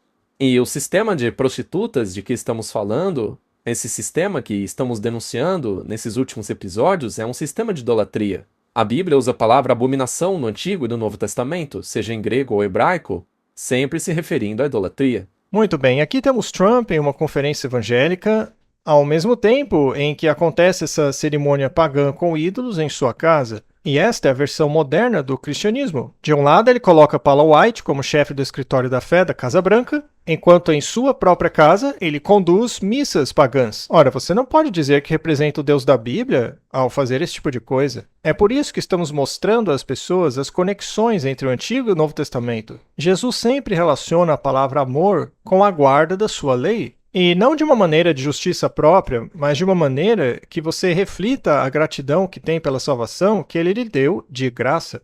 Algo de que não temos mérito algum. Agora, quanto mais começar a mudar a lei de Deus. Quem realmente teria audácia para fazer isso? O homem do pecado, aquele que se senta no templo de Deus afirmando ser Deus, aquele que diz que pode perdoar seus pecados? Eu não consigo imaginar uma afirmação mais blasfema do que essa. Eu espero que isso chegue às mesas de pastores, padres, bispos e cardeais, porque estas também são pessoas que precisam de ajuda. Alguns deles não necessariamente conhecem a totalidade do sistema em que estão inseridos. Talvez eles acabem sendo marginalizados por causa disso, mas nós também queremos chamá-los. Queremos que entendam que Deus os ama e se importa com eles. Certo, então naquele vídeo onde a Maria é creditada por salvar a vida de Trump, agora ela está sendo exaltada no lugar de Deus, mas é Deus quem preserva nossas vidas. Ele é aquele que deixa o juízo cair sobre os ímpios. Somente Deus merece o crédito, nem Maria, nem santos, nem anjos. Veja, nós temos anjos da guarda que nos protegem, mas depois de um livramento, agradecemos a quem? A Deus ou aos anjos? Então, qualquer coisa que tire nossos olhos de Jesus é plano do diabo. Qualquer tipo de ídolo, qualquer tipo de imagem, qualquer tipo de santo, qualquer tipo de qualquer coisa que represente algo espiritual, algo mais profundo, que tome o lugar de Deus em seu coração, é a idolatria. Sim, absolutamente verdade. E veremos cada vez mais essa fusão acontecendo no mundo real. Veja, hoje as pessoas estão confiando na inteligência artificial mais do que nunca. Tem gente que me disse, você está mentindo porque a inteligência artificial disse o contrário. Ora, eu digo a elas, pesquise melhor. Veja um exemplo aqui. Quando você digita mandamentos católicos versus Bíblia, a inteligência artificial diz: os mandamentos católicos não são diferentes dos mandamentos da Bíblia. Eu não vou entrar em detalhes sobre isso, mas já mostramos aqui a diferença enorme entre os mandamentos da Bíblia e os mandamentos católicos. Os mandamentos católicos removem a adoração e reverência de alguém que fez tudo por você para alguém que não fez nada por você. Sabe, eu sinto um calafrio na espinha quando vejo pessoas colocando Maria no lugar de Deus. Eu gostaria de ajudá-los a enxergar o que eles estão na verdade fazendo a Maria, Jesus e Deus ao exaltar Semiramis, achando que ela é Maria, ou que Maria chegaria a dizer, sim, venham até mim, me adorem. Não, ela diria, não façam isso. Ora, até mesmo Gabriel recusou ser adorado quando o profeta se ajoelhou perante ele.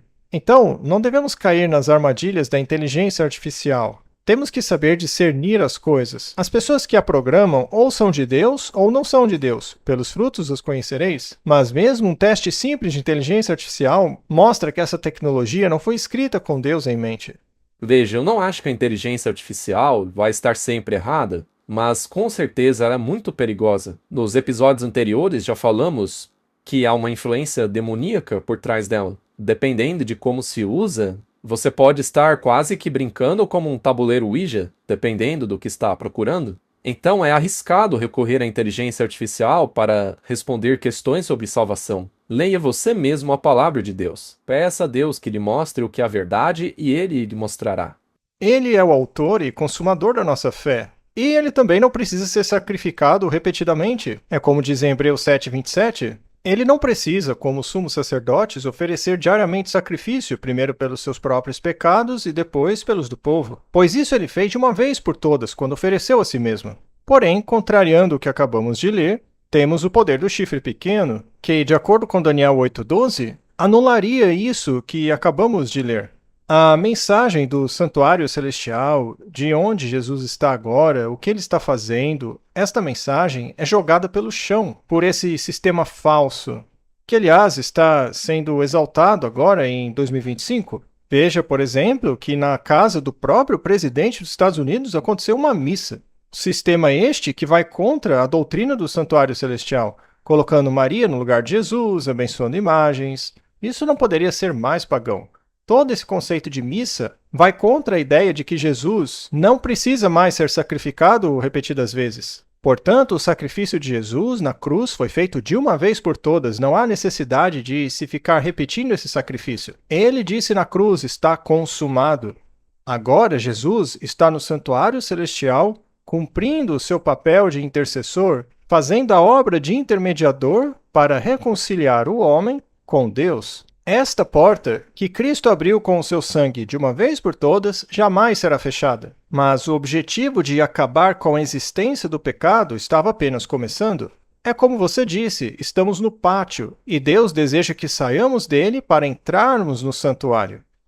Bom, toda esta batalha que está acontecendo na compreensão desses sistemas falsos e o que os constitui, isso também foi a luta dos reformadores. No Grande Conflito diz: a ordenança bíblica da ceia do Senhor foi suplantada pelo sacrifício idólatra da missa. Sacerdotes papais pretendiam, com sua farsa insensata, converter o simples pão e vinho no verdadeiro corpo e sangue de Cristo. Com presunção blasfema, eles declaravam abertamente o poder de criar Deus, o Criador de todas as coisas. Os cristãos eram obrigados, sob pena de morte, a professar sua fé nessa horrível heresia insultuosa aos céus. Multidões que se recusaram foram lançadas ao fogo. Eu sinto que as pessoas acham que somos muito duros quando falamos claramente sobre o quão horrível é a missa e a procissão também. Mas aqui diz que os cristãos eram obrigados a isso. Eles eram obrigados a crer nisso. E é por isso que voltamos a esse assunto sempre, porque talvez vejamos o passado acontecer novamente em nosso futuro. Por isso é necessário compreendê-lo. O pastor Stephen Bohr disse que eles desejam voltar a forçar todos a participarem desse ritual pagão.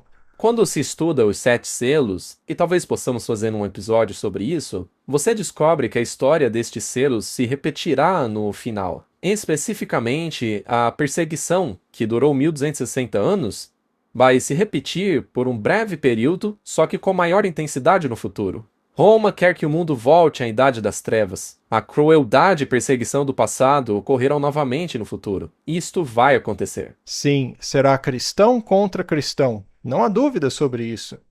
E veja o que fez Lutero, porque precisamos tirar lições do passado, né? É por isso que Deus nos deu esse livro.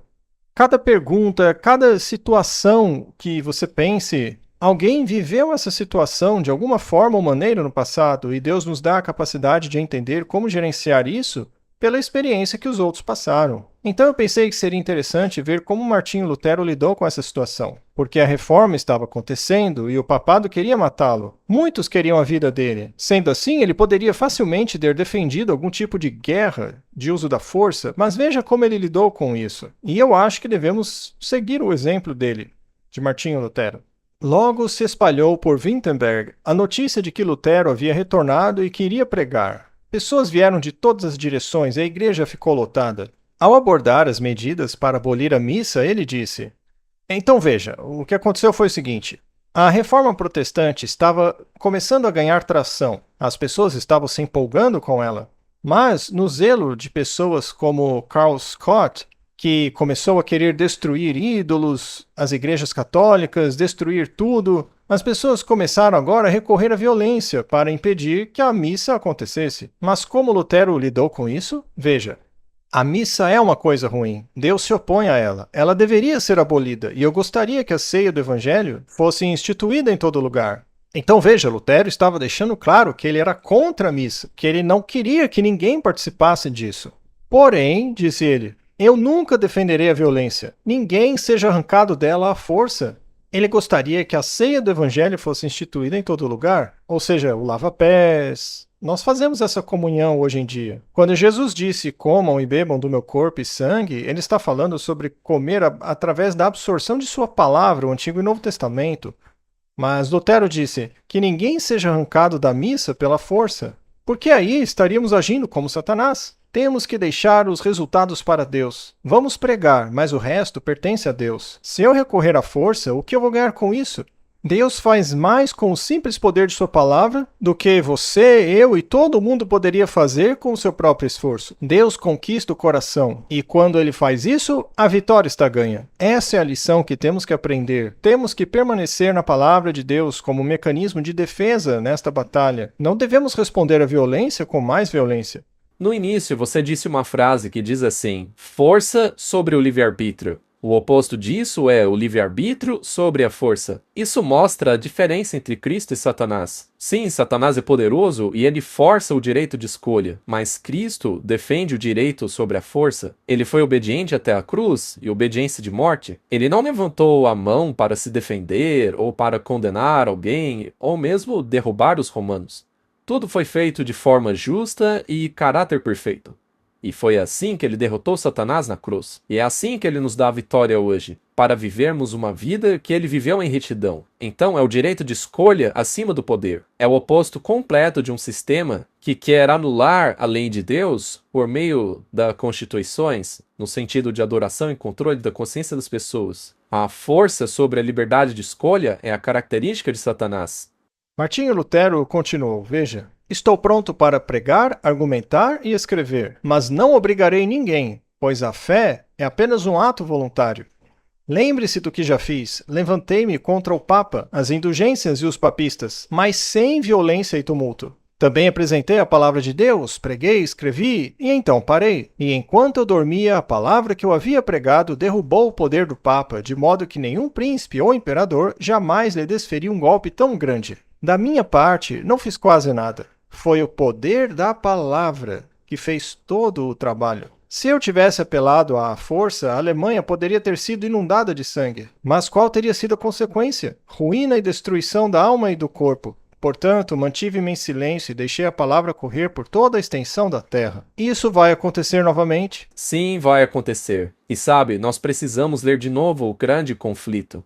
E aqueles que nunca leram esse livro, por favor, adquiram uma cópia de O Grande Conflito, porque tudo que aconteceu no passado deste mundo, na Idade Média, vai se repetir em um breve período de tempo nessa terra em nosso futuro. Então temos que estar preparados. E veja o que fez a palavra: derrubou o papado na época em que ele praticamente controlava o mundo inteiro. Ele podia fazer o que quisesse, poderia mandar prender qualquer um, jogar qualquer um na fogueira, mas Lutero, sem violência alguma, desferiu um fortíssimo golpe nele. Ele não precisou de guerreiros, apenas da palavra de Deus e da fé de crer que Deus cumpriria a sua promessa. Eu vou encerrar porque isso completa o final desta citação. Aqueles que se esforçam para obedecer a todos os mandamentos de Deus serão contrariados e ridicularizados. Isso aí vai contra a ideia de que todo mundo será convertido para o cristianismo. Continuando, eles só podem permanecer firmes em Deus. Para suportar a provação que se lhes apresenta, devem compreender a vontade de Deus que se apresenta em sua palavra. Só podem honrá-lo se tiverem uma concepção correta do seu caráter, governo e propósitos, e agirem em conformidade com eles. Certo, por que isso é relevante para este assunto? Porque se pensar em Doug Wilson, onde isso começou? Se ele tivesse uma concepção correta do caráter de Deus, seu governo e propósitos, será que ele estaria defendendo o mundo inteiro cristão e a América oficialmente cristã? Eu acho que não, porque ele perceberia que o reino de Deus não é deste mundo. Então nós não precisamos legislar leis, não precisamos formar exércitos para lutar em Israel. O que Deus quer é pessoas que compreendam sua palavra, que se submetam e entrem num relacionamento de amor com Jesus Cristo. E para compreendermos seu amor, é necessário que entendamos o abismo que há entre nós e ele, que não temos mérito nenhum em receber aquilo que somente ele merece receber. Devemos entender que os nossos pecados perfuraram as mãos do Salvador. Todos nós colocamos a lança no lado de Jesus por meio dos nossos pecados. E ao pensar que de alguma forma iremos impor a moralidade através do governo, achando que isso resolve os problemas do mundo, isso revela que a pessoa não entendeu o governo de Deus, nem os seus propósitos, porque não condiz com o que a Bíblia define que devemos esperar para o fim dos tempos. Eu só gostaria de fazer um comentário a respeito dessa história da hóstia e a Eucaristia. Algumas pessoas podem estar se perguntando por que a Igreja Católica está tão presa à Eucaristia, àquela pequena hóstia e a este sacrifício. Eu acho que as pessoas têm que entender que o sistema católico é uma falsificação do sistema do santuário de Deus. No santuário de Deus você tinha os sacerdotes, hoje você tem os padres. Outros elementos semelhantes são a água, que você borrifa quando entra, tem o pão, tem as velas. Então são elementos muito semelhantes ao santuário. Então é um sistema que tenta imitar o de Deus.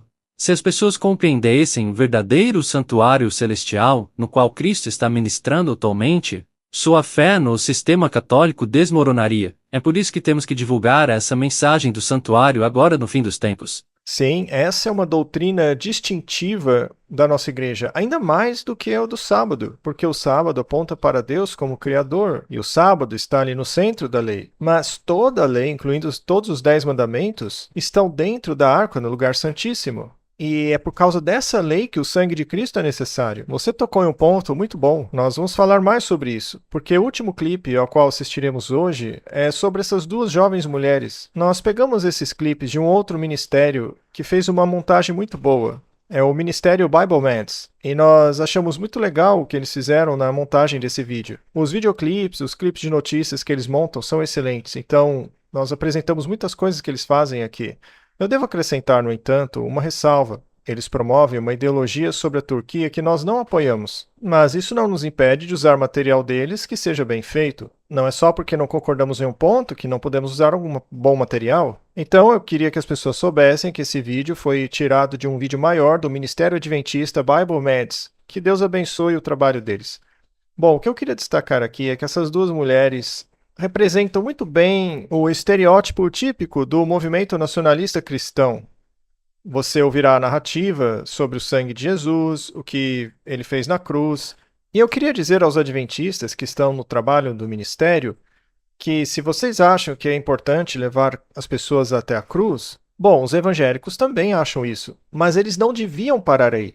Porque se pararmos apenas na cruz, não estaremos indo além de onde os evangélicos vão. Mas nós sabemos mais coisas, nós temos mais informações. Temos certeza de que o pecado será perdoado e removido completamente de nós, porque a cruz abriu essa porta que Satanás nunca pode fechar. Atualmente, Jesus está intercedendo no santuário celestial e por isso que o sangue é necessário. Vamos ouvir o que elas falam sobre o sangue. Mas se você vai falar sobre o sangue na cruz, você tem que entender qual é o papel que esse sangue desempenha. Por que você precisa desse sangue? Vamos ouvir o que elas têm a dizer. Nós invocamos o Deus de Abraão, Isaque e Jacó, e oramos para que o Senhor cure esta terra e as pessoas que nela habitam. Senhor, peço que libere seu poder sobre essa nação. Oro para que esse país seja lavado pelo seu sangue, seu precioso sangue. Oro para que um fogo sagrado chova sobre nós. Oro pelo derramamento do Espírito Santo, como em Atos 2, e um poderoso mover de Deus para tomar lugar na América, como nunca vimos antes. Bom, vamos comentar. Primeiramente, parece ser um movimento do Espírito Santo chegando nos Estados Unidos, certo? De uma forma como nunca vimos antes. Exatamente. E a partir daí, segundo ela quer que o país seja lavado pelo sangue de Jesus. Essa narrativa do sangue de Jesus é uma das frases mais comuns que você escuta no mundo evangélico, e eu não discordo dela. Precisamos do sangue de Jesus, mas a questão é por que precisamos? Por que o sangue é necessário? Vamos abordar algumas questões. Irmão Andrew, eu acho que você também gostaria de falar algumas coisas sobre o sangue, que vale a pena chamar a atenção das pessoas. Primeiramente, quando falamos de sangue, temos que perceber que Deus disse, sem derramamento de sangue não há remissão de pecados. Então, a primeira indicação de que há necessidade de sangue é que o sangue e a remissão de pecados estão ligados um ao outro. Em João 14,6, Jesus diz, eu sou o caminho, a verdade e a vida. Muitas pessoas conhecem esse versículo, mas por que ele diz eu sou o caminho? O que exatamente é o caminho? Eu acredito que ele esteja se referindo ao Salmo 77:13. O teu caminho, ó Deus, é no santuário. Ele está dizendo, eu estou no papel de sumo sacerdote, eu vou lhe mostrar o caminho, eu sou o caminho, porque sabemos que tudo no sistema sacrificial representa, de alguma forma, o ministério de Cristo como o nosso Salvador, nosso advogado, sumo sacerdote e, eventualmente, Rei dos Reis e Senhor dos Senhores. Mas a maneira que ele está falando aqui, eu acredito, é sobre o santuário. E do que precisamos no santuário? Segundo João 10, 27 e 28, o primeiro princípio ao seguirmos Cristo é que precisamos segui-lo por onde quer que ele vá. Diz assim, minhas ovelhas ouvem minha voz e eu as conheço e elas me seguem. Eu lhes dou a vida eterna e elas nunca mais perecerão e ninguém as arrebatará da minha mão. Apocalipse 14:4, estes são os que não estão contaminados com a mulher, ou seja, o cristianismo apostatado, pois são virgens, estes são os que seguem o Cordeiro por onde quer que ele vá. Essa ideia que o próprio Jesus repetidamente nos diz é abordada ao longo do Evangelho, que é seguir o Cordeiro. Aonde quer que Jesus vá, nós temos que ir. Eu não acho que as pessoas, quando leem isso, percebem o que Deus está tentando dizer a elas. O que ele quer dizer é que Jesus está passando da cruz para o lugar santo e para o lugar santíssimo. Deus está dizendo, você tem que seguir o Cordeiro onde quer que ele vá. Jesus está dizendo, eles me conhecerão, eles reconhecerão minha voz porque me seguiram. Eu acredito que tudo isso está relacionado ao santuário.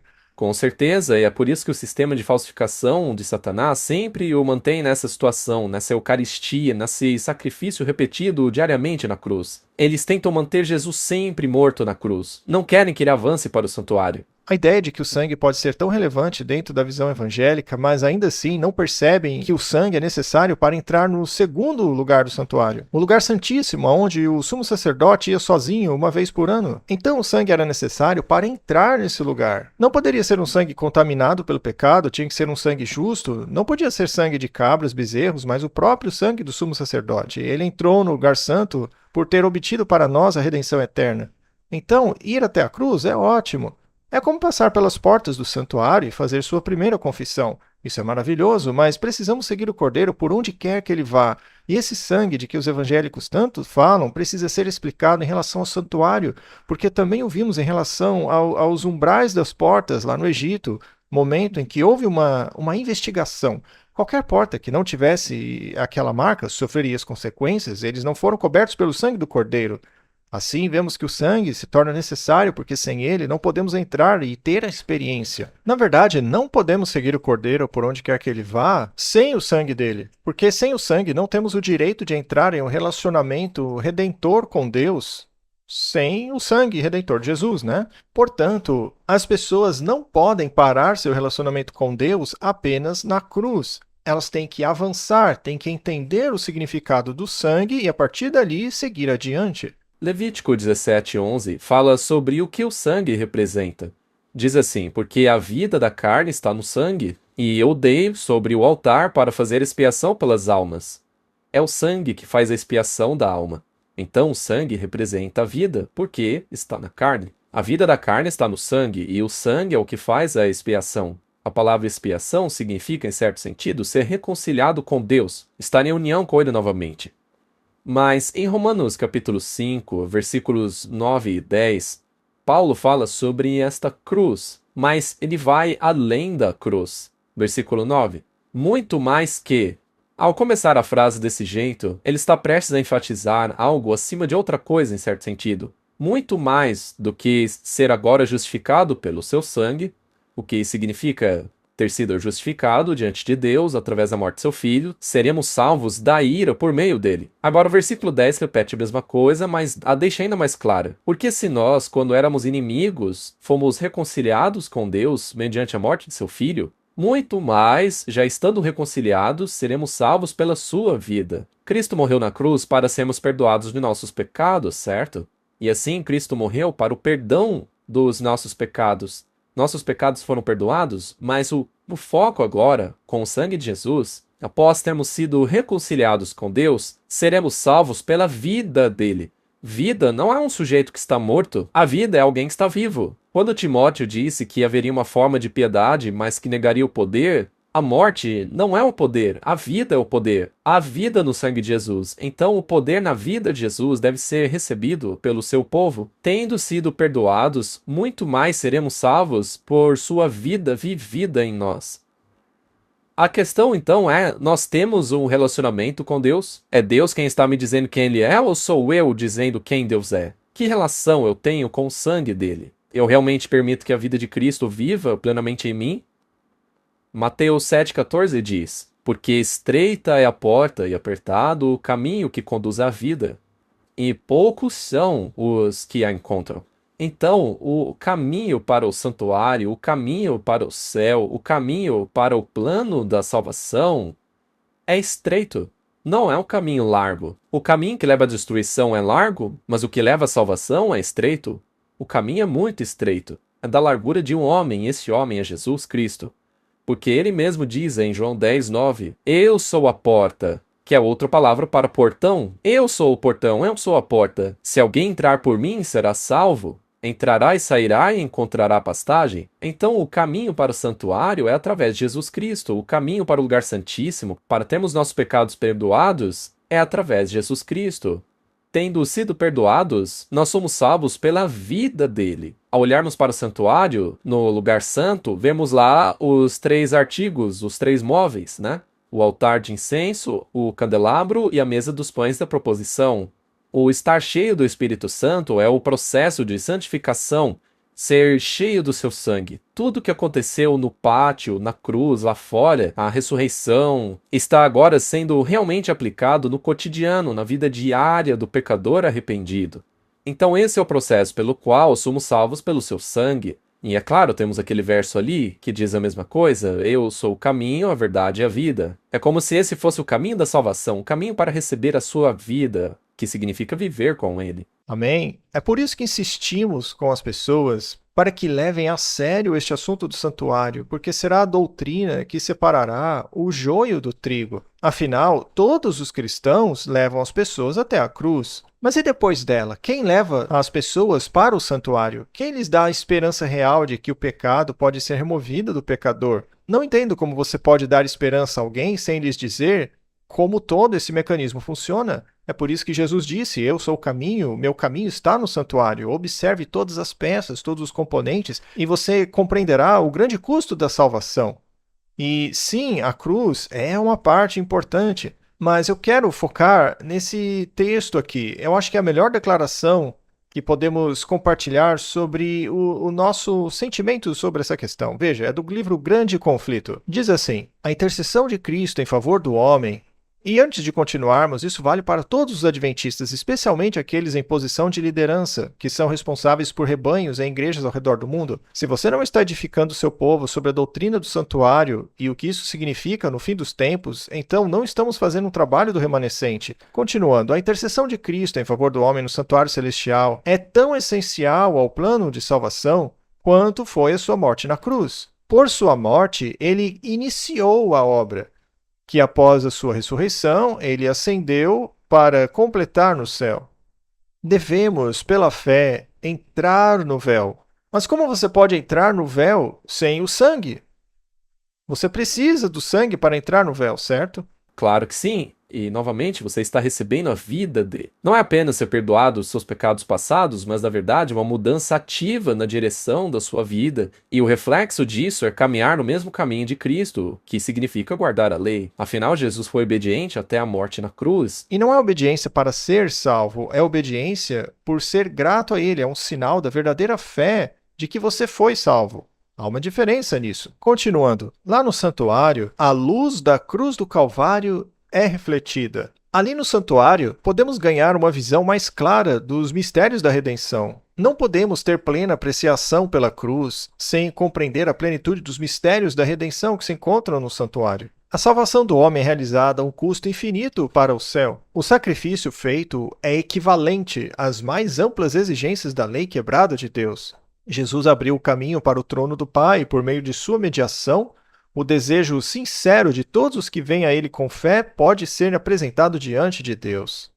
E se não sabemos onde ele está agora, se não seguimos o Cordeiro por onde quer que ele vá, foi o que aconteceu em 1844, foi o que aconteceu com as igrejas protestantes apóstatas. Isso leva ao resultado que vemos hoje. Vemos igrejas desconsiderando a lei de Deus, achando que a tribulação vai levar 7 anos, que tem um arrebatamento pré-tribulação, que não sabem quem é o anticristo. Essa ideia de que legislar a moralidade vai consertar tudo. Mas não, na realidade, o que Deus está pedindo é ter uma experiência real conosco em nível individual, na qual você segue o Cordeiro até o santuário celestial, entrando com ele no lugar santíssimo. E este processo é necessário para que ocorra nossa santificação.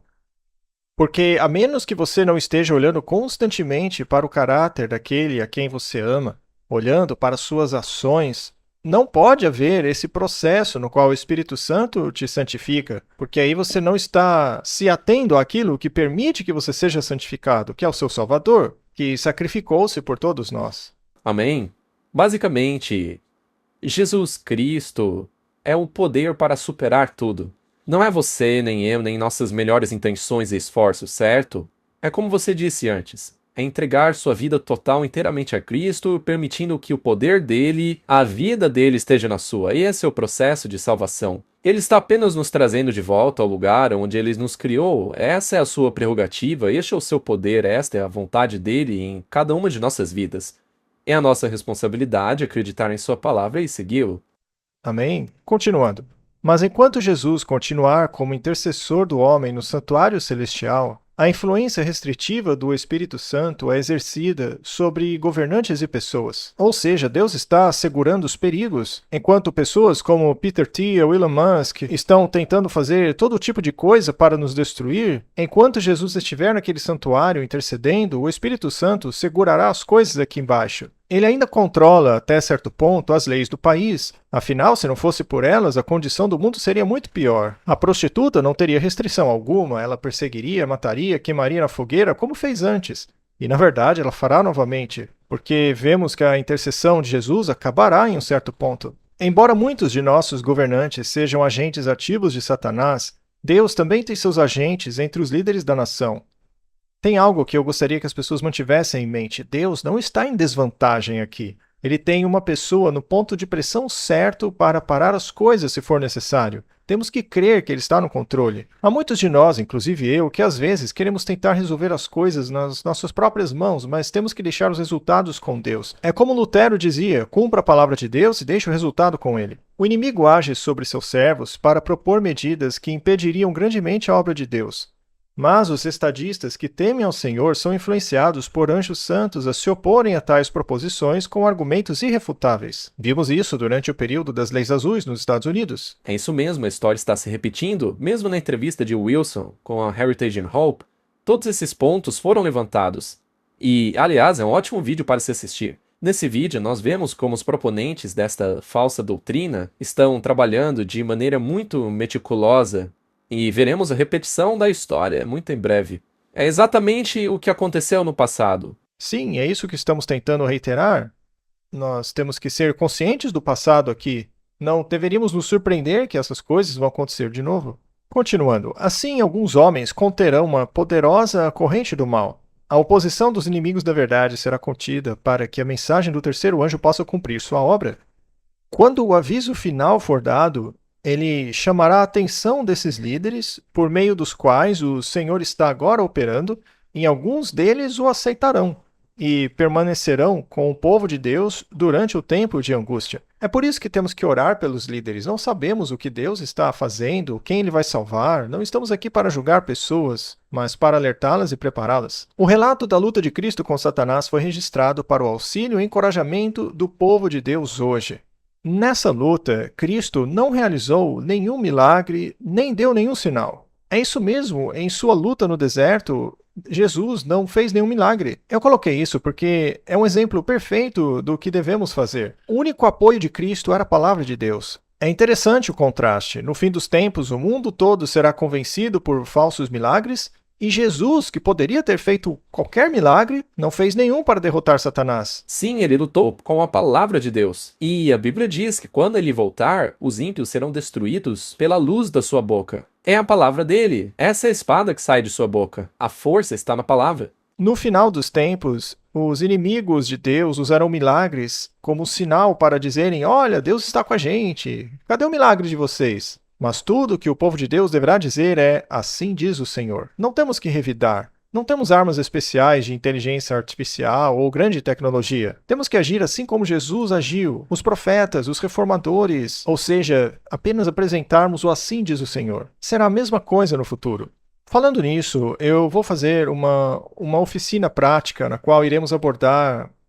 É um workshop de 4 dias aqui na Colômbia Britânica, onde lançaremos mais informações sobre isso no futuro próximo, e as pessoas poderão vir aqui para começar a se prepararem para o fim dos tempos. É um workshop prático que ajudará as pessoas a se prepararem para as provas que estão chegando, onde literalmente teremos simulações de tribunais, onde prepararemos as pessoas para viverem essa experiência. Se algum de vocês está interessado nisso, pode entrar em contato conosco e daremos mais informações sobre as datas e localização. Mas temos que nos preparar para esse momento. Não devemos nos preocupar com os milagres ou todas as vantagens tecnológicas do inimigo. Temos que ficar apenas com a única arma que funcionou desde o início. que é responder com o que diz a Bíblia. Isso será mais poderoso do que a realização de milagres. Eu fiquei impressionado quando li isso. É como se a maneira de vencer os milagres fosse a palavra de Deus. Assim diz o Senhor. Temos apenas mais alguns slides. Acho que o mais importante a gente já mostrou, mas eu queria que as pessoas conseguissem ter esse relacionamento com a palavra de Deus por si mesmas. Elas não podem confiar nesse movimento global cheio de erros que está permeando a cristandade hoje. Vamos continuar lendo.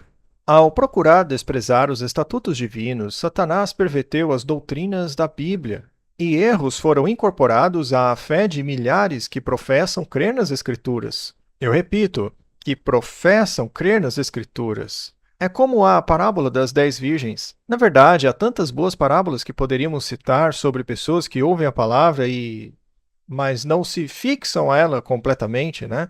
Pessoas que professam crer, mas não têm poder porque não se apegam à palavra. O último grande conflito entre a verdade e o erro nada mais é do que a luta final da longa controvérsia a respeito da lei de Deus. Nesta batalha estamos entrando agora, uma batalha entre as leis dos homens e os preceitos de Jeová, entre a religião da Bíblia e a religião da fábula e da tradição. Isso que ela disse aqui é exatamente o que estamos vendo. E é uma batalha que acontece já há muito tempo. E não é uma batalha muito popular para se travar em prol da verdade, porque mesmo na época de Cristo, o sistema não era favorável a ele. Entre os seus discípulos havia uma mensagem direta, e quando ouviam a mensagem direta sobre Cristo e o que deveriam fazer para se prepararem para quando ele viesse, era algo que muitos não queriam aceitar. Na verdade, mesmo quando Cristo veio e passou a ser anunciado pelas notícias da chegada dos homens do Oriente, toda Jerusalém tremeu. Mateus 24 diz que é como se o sistema do mundo não estivesse de acordo com Deus. É um sistema falsificado. E veja, há uma citação aqui que eu quero compartilhar. Foi retirada de Obreiros Evangélicos, e o título da sessão é Fidelidade na Reprovação do Pecado. Porque é impopular falar sobre isso hoje. Quando falamos sobre sermos salvos pela vida dele, estamos falando sobre abandonar nossos pecados para nos afastarmos da maldade e das coisas que desagradam a Deus. Mas diz assim: neste tempo solene, pouco antes da segunda vinda de Cristo, os fiéis pregadores de Deus terão que dar um testemunho ainda mais contundente do que o dado por João Batista. Uma importante e responsável missão os aguarda, e aqueles que falam palavras agradáveis, Deus não reconhecerá como seus pastores. Uma terrível desgraça os aguarda. Então, um pouco antes da segunda vinda, a mensagem de João Batista será repetida. Será uma mensagem de preparação para encontrar com Jesus, porque ele está vindo. Temos que nos preparar para o juízo. Quando começarmos a ouvir sobre um decreto dominical, essa mensagem explodirá em toda a terra. Será chegada a hora do povo de Deus pregar a mensagem de João Batista para preparar o mundo para a vinda de Cristo. E eu repito, não será uma mensagem agradável aos ouvidos. Não é uma mensagem que diz que você será salvo pelas suas próprias obras. Mas haverá um grupo de pessoas, um remanescente, contra quem o dragão ficará irado, porque estão dando um testemunho mais incisivo do que João Batista. Quero compartilhar mais uma citação com vocês. Tem que ver com o fato de que o povo de Deus quase não percebeu quando ele veio pela primeira vez. Até mesmo sua crucifixão foi uma grande surpresa para eles. E isso é retirado do livro Grande Conflito, capítulo 37. Antes de sua crucificação, o Salvador explicou aos seus discípulos que ele deveria ser morto e ressuscitar do túmulo. Pare para pensar, há quantos anos eles tinham o santuário? Durante milhares de anos, eles já tinham aprendido sobre o ministério de Cristo. Na verdade, lá no Jardim do Éden, já houve um sacrifício que apontava para a vinda do Messias sacrificado. E através de milhares de anos, as pessoas tiveram esse conhecimento. E quando a hora finalmente chegou, eles não perceberam que o Messias veio morrer pelos seus pecados. Continuando. Anjos estavam presentes para imprimir suas palavras em mentes e corações. Mas os discípulos buscavam libertação temporal do jogo romano e não conseguiam tolerar a ideia de que aquele em quem todas as suas esperanças estavam centradas sofresse uma morte vergonhosa. As palavras que precisavam lembrar foram banidas de suas mentes. Então, todas aquelas vezes em que Jesus os lembrou dizendo o que ele veio fazer, que havia sido representado no santuário há milhares de anos, todas essas coisas não estavam presentes na mente dos discípulos. E quando chegou o tempo de provação, encontraram-se despreparados. A morte de Jesus destruiu completamente suas esperanças, como se ele não os tivesse avisado. Assim, nas profecias, o futuro se abre diante de nós tão claramente quanto foi aberto aos discípulos pelas palavras de Cristo. Veja, o mundo vai se unir em um sistema falso, uma contrafação que vai perseguir aqueles que verdadeiramente seguem Jesus. Os eventos relacionados com o fim do tempo da graça e a preparação para o tempo de angústia são apresentados com clareza, mas as multidões não têm mais compreensão dessas importantes verdades do que se elas nunca tivessem sido reveladas. Satanás observa para capturar toda a impressão que os tornaria sábios para a salvação, e o tempo da angústia os encontrará despreparados. O mundo caminha para essa direção. É por isso que nós estamos aqui martelando essas mesmas coisas repetidamente.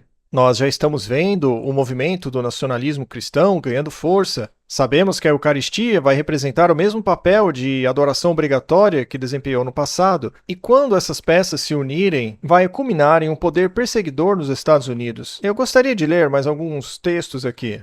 Devemos estar prontos e aguardando as ordens de Deus. As nações serão agitadas até o âmago. O apoio será retirado daqueles que proclamam o único padrão de justiça de Deus, o único teste seguro de caráter. E é verdade, aqueles que fazem trabalho como esse, o apoio a eles será retirado. Temos tido resistência até mesmo entre o nosso próprio povo, mas o que pregamos aqui é o que sempre foi pregado em nosso povo. E nosso dever deveria ser pregar essa norma para todas as pessoas. Como podemos tomar a justiça de Cristo como norma, que é o único teste verdadeiro de caráter? E ela diz aqui, todos os que não se curvarem ao decreto dos concílios nacionais, queridos, mantenham isso em mente. No futuro, serão feitos concílios nacionais que forçarão pessoas a obedecerem leis nacionais, a fim de defender o sábado instituído pelo homem do pecado, desconsiderando assim o santo dia de Deus. Seu povo sentirá não apenas o poder opressor do papado, mas também do mundo protestante, que é a imagem da besta. Pessoal, eu espero que vocês realmente consigam entender o que está sendo dito aqui. Este é o nosso futuro. Continuando, Satanás fará seus milagres para enganar. Ele estabelecerá seu poder como supremo. Isso aqui é futuro, tá? Mas já aprendemos hoje mesmo como lutar contra esses milagres satânicos. É com a palavra de Deus. E aqui diz que a igreja, que eu acredito ser a igreja remanescente, o adventismo do sétimo dia, poderá parecer prestes a cair, mas não cairá. Essa igreja permanecerá enquanto os pecadores em Sião serão separados. A palha será separada do precioso trigo. Esta é uma provação terrível, mas, no entanto, ela deve acontecer. Queridos, a situação atual, mesmo em nossa igreja, pode não parecer boa, mas isso não é uma evidência de que ela vai cair. Temos que ficar firmes pelos pilares da nossa fé encontrados na Palavra de Deus e expostos mais detalhadamente nos escritos de Ellen White. Infelizmente, muitas pessoas dizem a igreja adventista apostatou, ela caiu, ela está num estado péssimo de heresia. Temos que deixá-la. Mas não, veja que ela disse que a igreja não vai cair. Não se preocupe, os pecadores em Sião serão peneirados para fora. O joio será separado do precioso trigo, ou seja, será essa separação, essa sacudidura que tanto falamos aqui. Quando esta sacudidura chegar ao clímax, ela vai abalar as pessoas e sacudirá o joio do trigo. É o testemunho direto que João Batista deu. Ele deve ser dado não apenas em nossa igreja, mas em todo o mundo. Veja, primariamente, João Batista estava preparando o seu povo para a vinda do Messias, mas qualquer pessoa poderia ir assistir às pregações dele. E veja, João Batista não era alguém que era convidado a pregar em sinagogas, porque a mensagem dele não era popular. Mas a inspiração nos diz, o testemunho de Jesus nos diz, que a mensagem dele precisa voltar ainda mais afiada do que de início. Portanto, fiquem no navio. É isso que eu quero dizer. Fiquem no navio, não abandonem. Não saiam da igreja. Sim, aguardem a sacudidura. Além disso, o mundo também será abalado pelo testemunho direto do povo remanescente, dizendo que as pessoas mortas que irão aparecer às pessoas são demônios. E isso não vai agradar as pessoas. Mas o nosso objetivo não é conquistar o favor das pessoas, mas sim deixar que a palavra de Deus permeie o coração e mente das pessoas. Como aconteceu comigo e o irmão Andrew.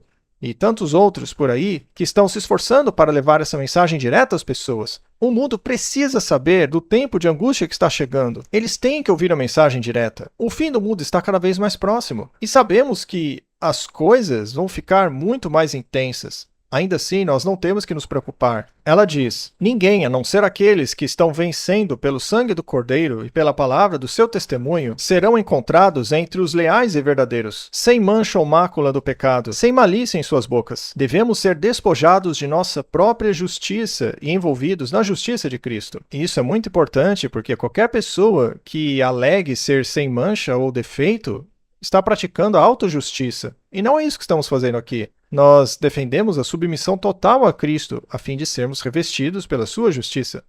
É uma rendição que nos permite receber a justiça dele. Em nossa fraqueza, a força dele é aperfeiçoada.